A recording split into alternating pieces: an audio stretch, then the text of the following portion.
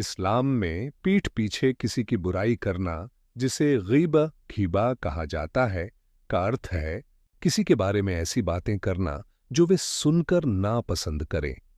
यह केवल गपशप या झूठ नहीं है, बल्कि किसी की खामियों या निजी मामलों के बारे में सच बातों को उनके बिना बताए साझा करना भी इसमें आता है।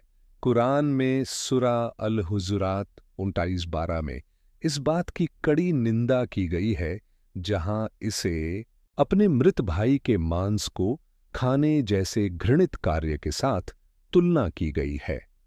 यह बयान इस बात पर जोर देता है कि इस्लाम में पीठ पीछे बुराई करना कितना गंभीर और अपमानजनक माना जाता है और हर व्यक्ति की इज्जत और गरिमा का सम्मान जरूरी है।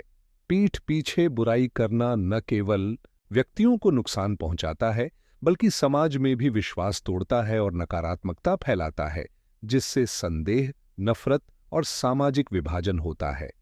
आध्यात्मिक रूप से यह आत्मा को मैलाता है, दिल को कठोर बनाता है और इंसान को अल्लाह की रहमत से दूर कर देता है।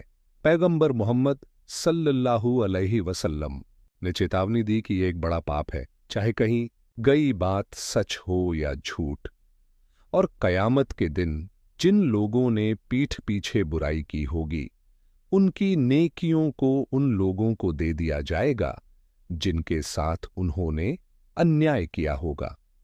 जो बदनामी फैलाते हैं, उन्हें इस जमाने में भी कड़ी सजा मिल सकती है और उनके हज एवं उमराह जैसे महत्वपूर्ण इबादतों के फल नष्ट हो सकते हैं।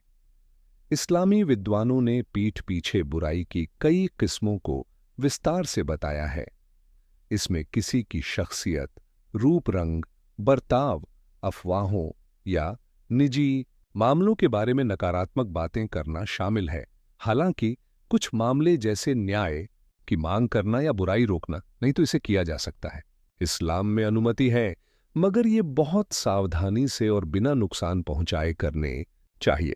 पीठ पीछे बुराई से बचने के लिए सबसे पहले अपनी बोलने की आदतों पर कंट्रोल रखना जरूरी है। जब भी आपको बुराई करने की इच्छा हो या आप सुन रहे हो, तो खुद को रोकें, विषय बदल दें या किसी के अच्छे गुण याद करें, ताकि दया और सामुदायिक सद्भाव बना रहे।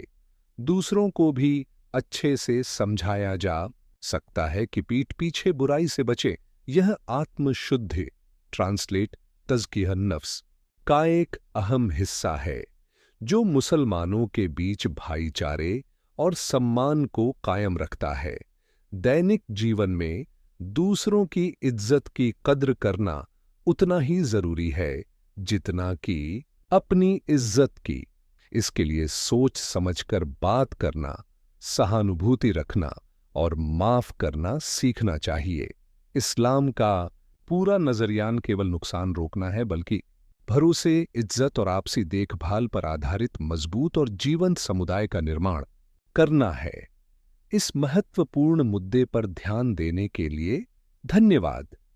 दया, सम्मान और सोच समझकर बातचीत करना बुराई करने की बजाय एक अहम आध्यात्मिक व्यवहार है, जो व्यक्ति और समाज दोनों के लिए फायदे का कारण बनता है।